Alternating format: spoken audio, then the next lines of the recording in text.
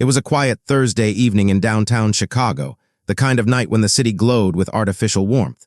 Streetlights shimmered on rain-soaked sidewalks, and the faint hum of traffic carried through the chill of early spring.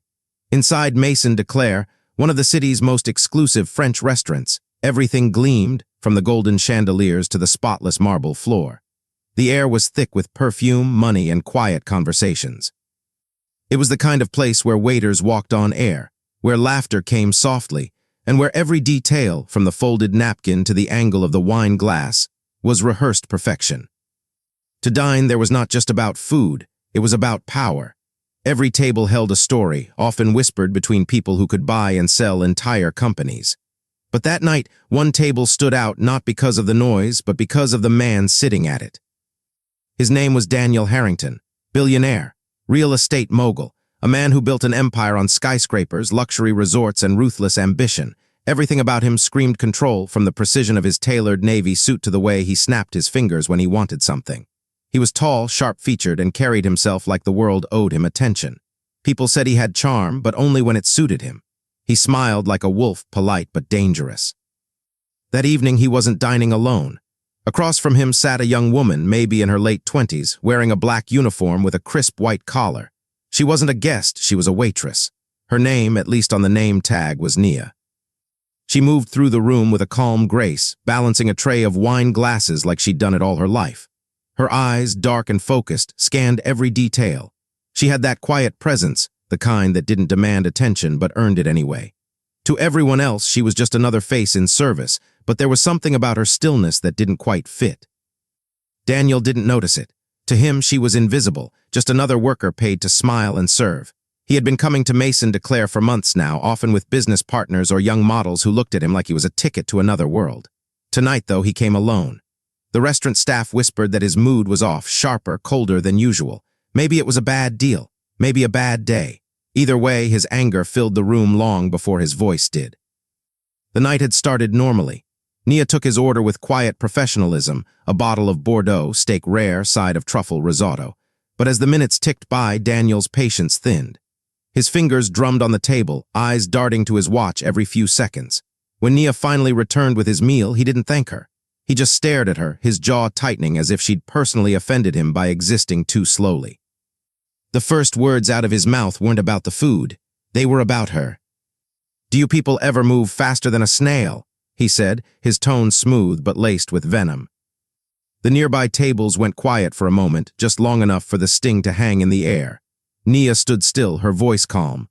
"I apologize for the delay, sir. The kitchen." He cut her off with a raised hand. "Don't make excuses, just do your job right next time." It wasn't the first time Daniel had spoken to staff like that. To him, people were either useful or disposable. Waiters, drivers, assistants, they were tools, and he liked reminding them of it. But something about Nia unsettled him. She didn't flinch the way others did. She didn't rush away or lower her eyes. She just nodded once, steady and unreadable, and walked off. It should have ended there. Just another night, another insult tossed from a rich man's lips. But as the hours went on, the tension grew. The restaurant began to empty. The laughter softened and the clinking glasses faded. Yet Daniel stayed, drinking, glaring, stewing in whatever storm lived behind his polished exterior. He wasn't used to being ignored, and Nia's calm indifference scraped at his ego like sandpaper. When she returned to clear his plate, he decided to teach her a lesson. "You know," he said, leaning back, his words slurred slightly from wine, "people like you should be grateful to serve people like me." She froze for a moment. "People like me?" she asked, her voice even. "Yeah," he said, smirking. "The slow, the small, the—" The sentence stopped there, not because he found his manners, but because she had looked him directly in the eyes, something no one in his orbit dared to do. Her stare wasn't angry. It was quiet, piercing. It made him feel small in a way that he didn't understand. And that was when he snapped. With a cruel sneer, he leaned forward and spat, not words this time, but spit hitting her square on the cheek. The sound of it was soft, but in the silence of the restaurant, it was deafening. Gasps echoed around the room. A waiter dropped a glass somewhere behind them. The maitre d' froze mid-step. Nia stood still for a long second, her face expressionless, her eyes locked on his. Then she slowly wiped her cheek with the back of her hand. She didn't say a word, didn't raise her voice, just turned, placed the tray down gently, and walked toward the back. Daniel laughed, not out of humor, but out of arrogance. "That's what I thought," he muttered to himself, taking another sip of wine. But what he didn't know, what no one in that restaurant could have imagined, was that the quiet waitress he had just humiliated wasn't who she seemed. She wasn't there for a paycheck or a tip. She wasn't even a waitress. Her real name was Nia. Her badge was fake.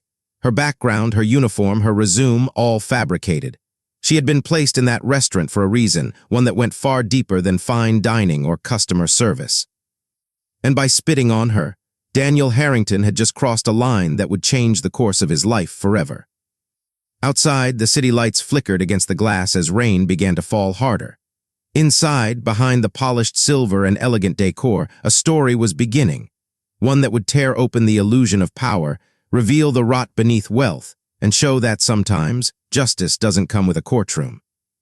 It comes quietly, from the shadows, from the people you least expect. The next few days after that night at Maison de Claire unfolded like a storm gathering in slow motion. From the outside, nothing seemed out of place. The restaurant carried on with its usual rhythm, tables filled, laughter echoed softly, and the smell of butter and wine lingered in the air. But underneath that calm, something had shifted. The staff whispered about what happened, their voices low and careful. Everyone knew the billionaire who spat on the waitress, and everyone knew how easily stories like that could disappear. People like Daniel Harrington didn't face consequences. They paid them away. Daniel himself didn't give it another thought. He woke the next morning to his City View penthouse, poured himself an espresso, and went on with his day. His assistant had already deleted the incident from the restaurant's report. A small payment, a polite apology, and it was as if the humiliation had never happened. Except for one thing, the waitress hadn't come back. Nia, or rather, the woman pretending to be her, had vanished from the staff schedule. No explanation, no contact information. The maitre d' simply said she'd quit, but he looked uneasy when he said it. Daniel found that strange. Usually he wouldn't care about a fired employee, but something about her silence irritated him. The way she had looked at him that night, unafraid, had carved itself into his memory. It wasn't fear he saw in her eyes, it was control. And that made him feel exposed. A few days later, Daniel received an anonymous message on his private phone. It wasn't a call, it was a photo. A clear, close-up picture of him at Maison de Claire on the night of the incident. The timestamp was visible. The subject line read, "We see what you did." He stared at it for a long time, his jaw tightening. It could have been a threat or maybe blackmail, but it wasn't about money, not yet. There were no demands, no contact info, just the image. And something about that silence unnerved him more than any ransom note could. Meanwhile, in another part of Chicago, the woman once known as Nia sat alone in a dimly lit room, reviewing surveillance footage. Her real name was Leila Bennett, an undercover CIA field agent assigned to investigate illegal financial laundering networks tied to high-level business figures, and Daniel Harrington's name had been circling their radar for months. The restaurant had been her observation point, a subtle cover to watch the exchanges and meetings Daniel conducted over dinner. She wasn't supposed to interact, she wasn't supposed to be noticed, but when he spat on her, something personal snapped. It wasn't just the humiliation, it was the entitlement, the complete lack of empathy. She had been trained to control her emotions, to blend into any role, but in that moment, she had felt a flash of rage she couldn't bury. And that emotion, that single spark, began to cloud her objectivity. As days turned into weeks, Leila's focus shifted. What began as an operation to expose a money laundering scheme started turning into something darker. She found herself obsessing over Daniel, not in admiration, but in anger. She dug into his life beyond what her mission required. She followed the trails he tried to bury, secret accounts, shell companies, offshore transactions that hinted at corruption and bribery. Each discovery fed her anger, building a portrait of a man who believed he was untouchable. At the same time, Daniel's world started to show cracks. His company, Harrington Global Developments, was facing quiet scrutiny from the IRS. An anonymous source had leaked partial financial statements showing inconsistencies. It wasn't enough to prosecute, but it was enough to raise suspicion. Daniel's lawyers worked overtime. His temper worsened. He snapped at board members, fired his driver, and even threatened his own PR director after a journalist called asking about ongoing investigations. He started drinking more alone this time. The parties, the charity galas, the women, they all stopped giving him the rush he once thrived on. What used to be confidence began turning into paranoia.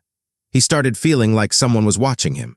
Cameras, phone taps, anonymous letters, all small, almost invisible details, but enough to make him uneasy. One night while driving home from his downtown office, he noticed a black car following him for several blocks. He slowed, then turned onto a side street. The car followed. When he sped up, it sped up too. He finally pulled over and got out, his heart pounding, but by the time he stepped onto the road, the car had vanished into the night. The next morning, a letter arrived at his doorstep. No envelope, no sender, just a folded piece of paper slipped under his door. It read, "The world doesn't forget the way you treat people, neither do we." Daniel began seeing shadows where there were none.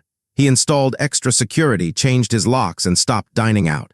His staff noticed the change, the way his hands trembled slightly when he poured coffee, how he double-checked every window before bed. He told himself it was just stress, just a coincidence, but deep down he knew it was. Someone was closing in. Leela, on the other hand, had her own demons surfacing. Her superior at the agency had begun questioning her attachment to the case. "You're supposed to observe, not interfere," her handler warned. "You're letting emotions cloud your judgment." She promised to keep her distance, but she didn't mean it. Every time she replayed that moment in her head, Daniel's sneer, the spit hitting her skin, her anger reignited. She told herself it wasn't about revenge, that it was justice. But deep down, it was personal. Her partner, Agent Reese, started noticing her obsession. "You're crossing lines, Leela," he told her one night as they watched footage of Daniel's office from a hidden feed. "You're not just investigating him anymore, you're hunting him." She didn't deny it. "He's guilty," she said quietly. "You've seen what he does, you've seen how he treats people." "That's not how justice works," Reese said. "We gather evidence, we don't destroy lives." She turned to him, eyes cold. "Some people don't deserve protection." It was then that Reese realized something was changing in her. She wasn't just a government agent anymore. She was a woman wronged, burning with fury that had no outlet but this mission. Meanwhile, Daniel's empire began to crumble. A whistleblower from inside his company came forward with documents showing years of tax evasion and falsified contracts. News outlets picked it up, painting him as the greedy face of corporate corruption. His investors started pulling out. Stocks dropped. His public image was shattered overnight. Behind the scenes, Leela's team had quietly fed those documents to the press through anonymous channels. She told herself it was a strategy, a way to pressure him into making a mistake. But it was more than that. It was her way of watching him bleed, one headline at a time. Daniel grew desperate. He started calling in favors, trying to find out who was leaking information. He bribed officials, threatened reporters, and even hired a private investigator. That investigator, a quiet man named Keaton, traced some of the leaks back to a hidden data trail, one that led to a supposed restaurant employee from Maison de Claire. When Daniel saw her name, everything clicked. Nia, the waitress, the one who had stared at him like she could see through him.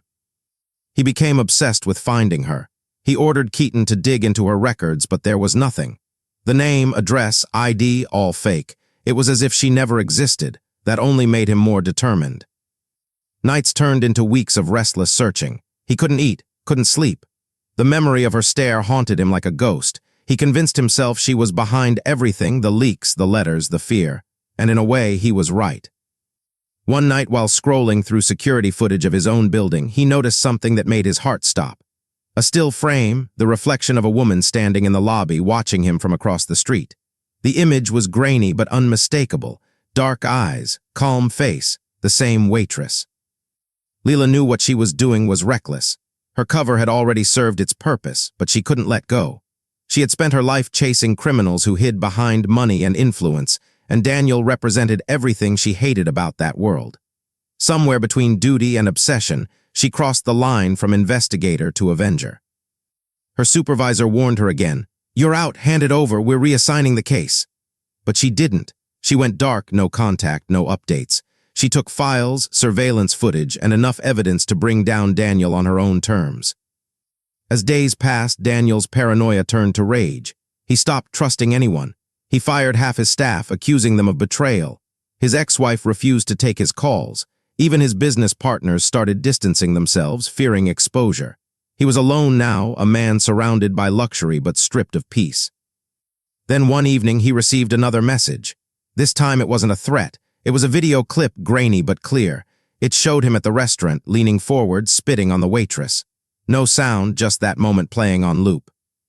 The message read, "You thought no one was watching." His hands shook, his face drained of color. That was the moment he realized she wasn't gone. She was still out there, still watching, and she was dismantling his life piece by piece. The man who once ruled boardrooms and owned skyscrapers began packing his own home like a trapped animal. He smashed mirrors, shouted at shadows, and blamed invisible enemies. And somewhere in that descent, something inside him snapped. He decided to find her himself. What began as a public scandal was now turning into a private war, one between a man who couldn't stand being powerless and a woman who'd sworn to strip him of everything he hid behind. The air around them tightened with the weight of unfinished business, and neither of them realized how close they were to the edge. Every move she made pushed him deeper into madness. Every act of defiance fed her obsession. What started in a quiet restaurant had grown into a collision of pride, vengeance, and justice blurred beyond recognition. And somewhere in that growing storm, the line between right and wrong vanished completely, leaving only two people hurtling toward a breaking point that neither would walk away from unchanged. It was a stormy night when everything finally came crashing down. The sky over Chicago looked bruised, swollen with clouds that flashed every few seconds with lightning. The city felt restless, uneasy, as if it knew something dark was about to happen. Daniel Harrington sat alone in his penthouse on the 52nd floor, staring out at the endless stretch of glass and light below him. Empty wine bottles lined his table. His tie was undone, shirt half-buttoned, eyes red and wild. He hadn't slept properly in days. The messages, the leaks, the constant feeling of being watched, it had all gotten to him. On the surface, he still had his wealth, his apartment, his name, but inside he was unraveling. Every shadow looked like her. Every flicker on a security camera made his pulse race. He had fired the guards, fired the cleaners, cut off most of his staff. The only person he trusted now was himself, and even that trust was fading. The rain came down hard that night, rattling against the glass walls of his living room. He sat in the dark, gun on the table beside him, a tumbler of whiskey in his hand. The news was playing on mute, another story about his empire collapsing. Another anchor called him the face of corporate corruption.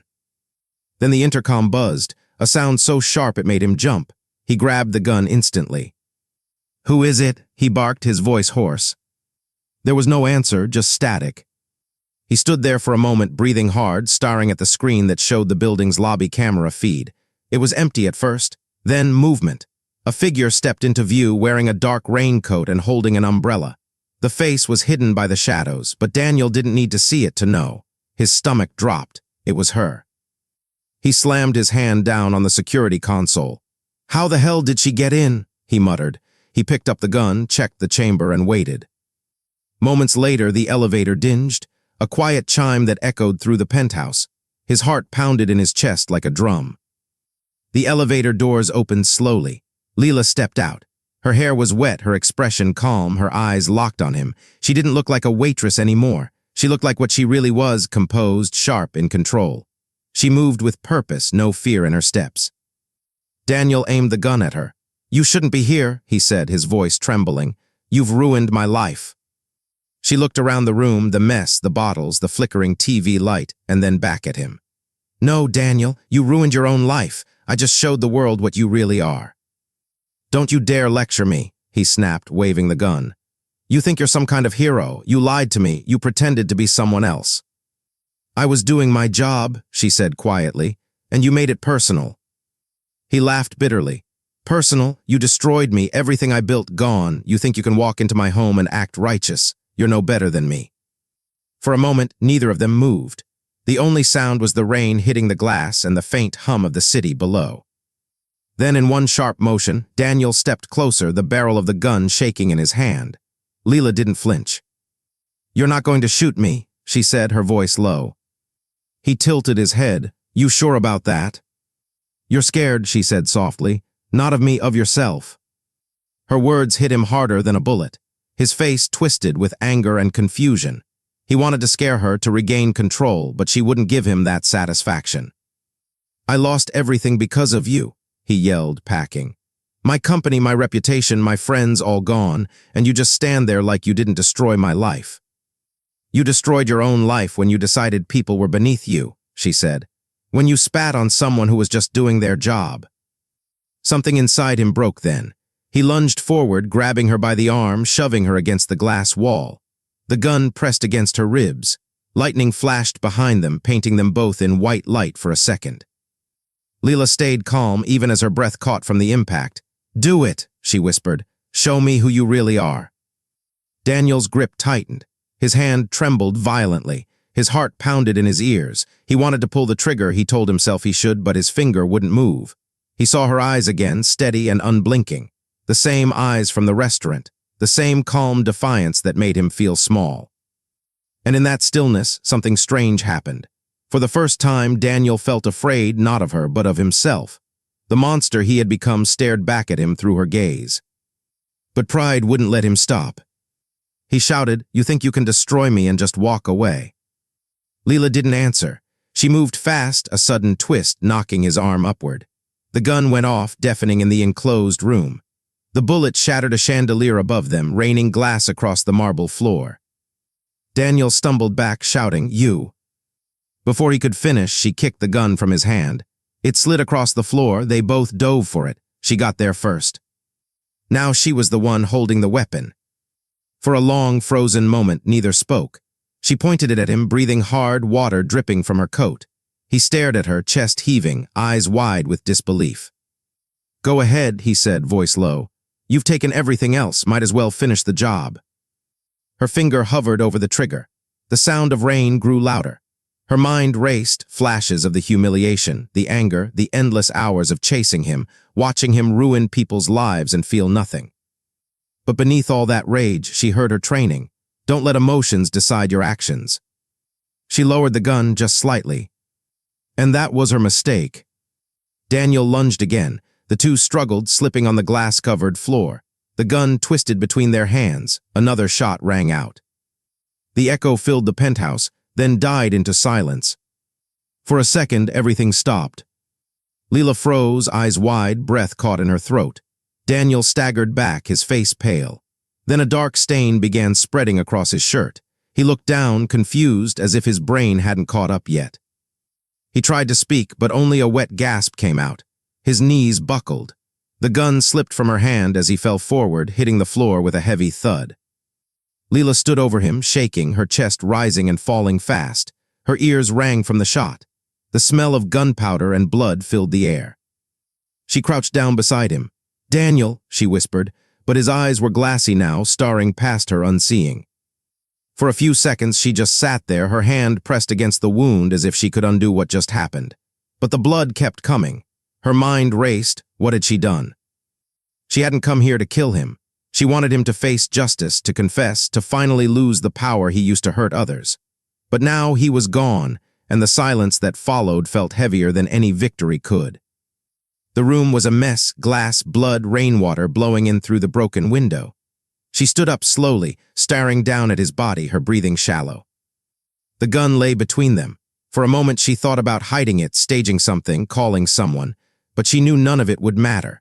The truth had already written itself in blood and sound.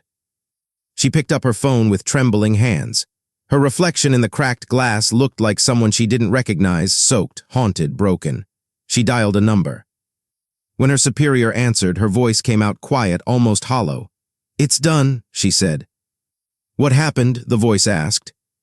There was a long pause, then she whispered, "He's dead." The line went silent. Outside, the storm began to fade, leaving behind only the sound of distant thunder and city sirens echoing in the distance. The flashing lights reflected off the rain-slicked streets far below, painting the world red and blue. Inside that glass-walled penthouse, one life had ended, and another, hers, had just changed forever. As she stood there, staring at the lifeless man on the floor, she realized that justice and revenge weren't opposites after all. They lived side by side, feeding on the same fire. And once that fire was lit, no one walked away untouched. In that moment, Leela Bennett, the undercover agent, the woman behind the disguise, didn't feel like a hero. She just felt human.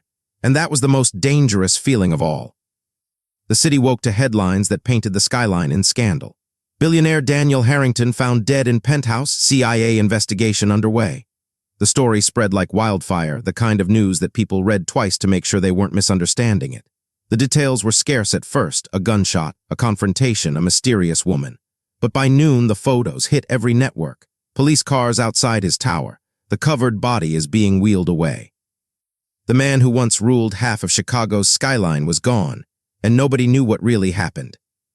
Inside the agency, Leila Bennett sat in a small, gray interrogation room, the same type she had put others in before. The roles had reversed now. Her hands were clasped tightly in front of her, still faintly shaking. Across from her sat her superior, Director Hayes, his face lined with equal parts disappointment and confusion. "Do you understand what you've done?" he asked quietly. She didn't look up, her voice was low. "Yes. You broke protocol, you went off-grid. You didn't have clearance to confront him." "I didn't plan to kill him," she said, her throat tight. "It wasn't supposed to end that way."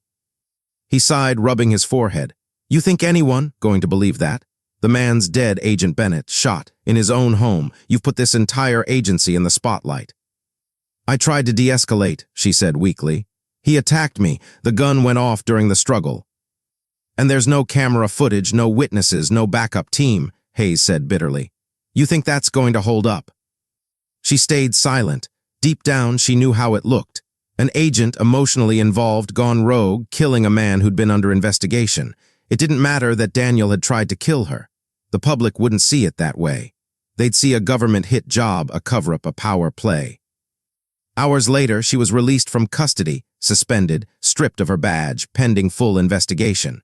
She walked out of the agency building with no destination in mind, her reflection ghosting in the mirrored doors behind her. The rain from the night before had turned into a dull drizzle. The streets felt colder, the world quieter. For the first time in years, she had no mission, no title, no plan, just guilt. She found herself sitting in a small diner outside the city, nursing a cup of black coffee she didn't touch.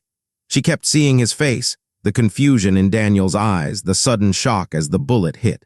She told herself it was self-defense. She told herself it was necessary, but the voice inside her wouldn't let her rest. He was a terrible man, yes, corrupt, cruel, empty, but he hadn't deserved to die like that. Nobody did, and that thought haunted her. Meanwhile, the media tore into the story with hunger. The billionaire's death became entertainment, a tragic twist in the life of a man who had always seemed untouchable. News anchors argued about what had really happened. Some painted him as a victim of government overreach. Others saw him as a symbol of greed finally meeting justice. Old clips resurfaced, him at charity galas, him cutting ribbons at luxury developments, him smiling with politicians. Those same politicians now distanced themselves, claiming they barely knew him. But the people who had worked for him, the ones he had berated, underpaid, humiliated, they didn't mourn him. Some even called it karma. Others just looked down and said nothing. His ex-wife Caroline gave a short statement to the press. "Daniel lost himself long ago. I only hope he's at peace now." She didn't cry. She didn't pretend to. The corporate world moved fast to erase him. His company rebranded within weeks, his name scrubbed off buildings, his office emptied. The empire he built fell apart quietly, piece by piece, until there was nothing left but rumors and regret. But for Leila, there was no clean break. At night, she couldn't sleep. The sound of the gunshot replayed over and over like a cruel echo she couldn't turn off. She dreamed of glass shattering, of blood spreading across marble. Every time she closed her eyes, she saw him reaching for the gun, heard herself whispering, "Do it." Her therapist at the agency called it trauma response, survivor's guilt. But it felt like something deeper, a stain she couldn't wash off. Her partner, Reese, visited her one evening. He didn't say much at first, just sat across from her in the quiet of her small apartment. "I read the report," he said finally. She looked at him, searching for judgment. "Do you believe me?" He hesitated. "I believe what the evidence shows, that you struggled, that the gun discharged accidentally. But I also believe you went there looking for him." "I didn't go there to kill him," she said softly. "I know," Reese said, "but you went there angry." That silence between them felt heavier than any accusation. He sighed. "They're going to close the case soon. You won't go to prison, but your career's done. You know that, right?" She nodded. "Yeah, I know." He stood up to leave, then paused by the door. "You did what you thought was right. Doesn't mean it'll ever feel that way." After he left, Leela sat there for a long time, staring at the city through her window. It was strange how quiet the world seemed after chaos. Weeks passed. The investigation concluded. The official statement read, Agent Bennett acted in self-defense during an unauthorized encounter with suspect Daniel Harrington. Internal review confirms accidental discharge of firearm. The story faded from the news, replaced by new scandals, new tragedies. But inside her, it never ended. She moved out of the city, away from the noise, trying to start over. She worked under a new name, teaching self-defense courses for women, telling herself it was a way to use her skills for good. But some nights, when the wind howled through the alley outside her apartment, she'd still hear the echo of his voice, the anger, the desperation, the fear. And somewhere in Chicago, in the quiet corners of memory, people still whispered about the waitress who wasn't really a waitress, about the billionaire who thought he was untouchable, about how two broken people had met in a restaurant one night and changed each other's lives forever. Daniel's story became a warning about power, pride, and what happens when you think you can own the world. Leela's story became something more complicated, a reminder that justice isn't always clean, and that sometimes when you fight monsters, you end up carrying their shadows with you. In the end, neither of them won. One lost his life, the other lost herself. The city kept moving, forgetting them like it forgets everyone eventually. But for those who remembered, it wasn't the crime that haunted them, it was what it revealed. The thin, fragile line between power and weakness, between right and wrong, between control and the loss of it. And for Leela Bennett, that line was one she could never step back over. The courtroom was silent, the kind of silence that felt alive, heavy waiting. Every seat was filled, journalists leaning forward with pens ready, the air thick with tension and the faint smell of coffee and perfume. At the center sat Leela Bennett, dressed in black, her back straight but her eyes empty, a soldier without a war. Months had passed since Daniel Harrington's death, but the world hadn't forgotten. His name had become a symbol and her face a question. What happens when the powerful meet someone they can't control? When the judge finally spoke, his voice carried both authority and exhaustion. This court acknowledges the evidence of self-defense in the death of Daniel Harrington. However, Agent Bennett's actions were unauthorized and reckless. She will not face prison time but will be permanently barred from federal service. The gavel hit once, a single sound that closed everything. Leela didn't cry. She didn't even flinch. She only nodded because she already knew justice, when it finally comes, never feels clean. The ruling was both mercy and punishment. Leela was free but hollowed out. Her career, her purpose, everything she built was gone. Her name was erased from records, her badge confiscated, her life reduced to silence. She moved to a quiet cabin near the ocean where the waves became her only company. Some days she walked the shoreline until her feet went numb. Other days she sat inside and reread old case files, not to relive the past, but to understand it. Daniel Harrington's empire collapsed after his death. Without his charm and cruelty holding it together, lawsuits and investigations tore it apart. His closest allies betrayed each other. His ex-wife, Caroline, stayed silent through it all. The media called her cold, but she was simply tired of pretending. Reese, Leela's old partner, defended her in hearings but lost his faith in everything afterward. Everyone who touched the case carried scars, some visible, others buried deep where no one could see. Public opinion is split in two. Some called Leela a hero, a woman brave enough to stand up to the monster no one else could stop. Others called her a criminal who crossed a line that should never be crossed. Social media turned her into a myth, a symbol of rebellion and tragedy. Meanwhile, lawmakers and journalists used her case as fuel, demanding tighter oversight, cleaner systems, and accountability. For a moment, the world looked in the mirror and asked itself hard questions. How far should someone go for justice? When does right become wrong? Who decides whose life matters most? The answers, like everything about this case, weren't clear. In her cabin by the sea, Leela lived quietly with her guilt. Some nights she told herself she did the right thing, that ending Daniel's reign of power was worth it. Other nights she remembered his face, the fury, the fear, and felt her stomach twist. She had always believed in order, in clear lines between good and evil. Now she knew better. She started writing, not reports, not confessions, but thoughts. Notebooks filled with pages about morality, justice, and the parts of herself she no longer understood. She never showed them to anyone, but those pages became her only way to make peace. Through them, she began to forgive herself, not all at once, but slowly, one word at a time. The world didn't forget her. Years later, her name appeared in documentaries, articles, and debates. Her story forced people to question the illusion of power, the idea that wealth or charm can hide cruelty forever. It made people look at justice differently, realizing it isn't clean or perfect, but messy and human. Psychologists studied her case, professors dissected it, and students argued about it. Some saw her as a symbol of courage, others as a warning. She became more than a person. She became a lesson in what happens when morality and power collide. When a young journalist finally found her years later, she didn't hide. He asked what she thought about justice now. She looked out toward the sea before answering softly, "Justice isn't about who's right, it's about who's left standing afterward and what they can still live with." That sentence spread everywhere, quoted, printed, and analyzed. But for Leela, it wasn't wisdom. It was the truth, heavy and painful. Justice had taken everything from her except her conscience, and even that came at a cost. The story of Daniel Harrington and Leela Bennett eventually faded from headlines, replaced by new scandals, new tragedies. But for those who remembered, it stayed like a quiet bruise on the conscience, a reminder that the line between right and wrong isn't written in law books. It lives inside people, shifting with fear, anger, and love. And somewhere in that space, murky, fragile, and deeply human, justice waits, never perfect, never pure, but always searching for someone willing to pay its price.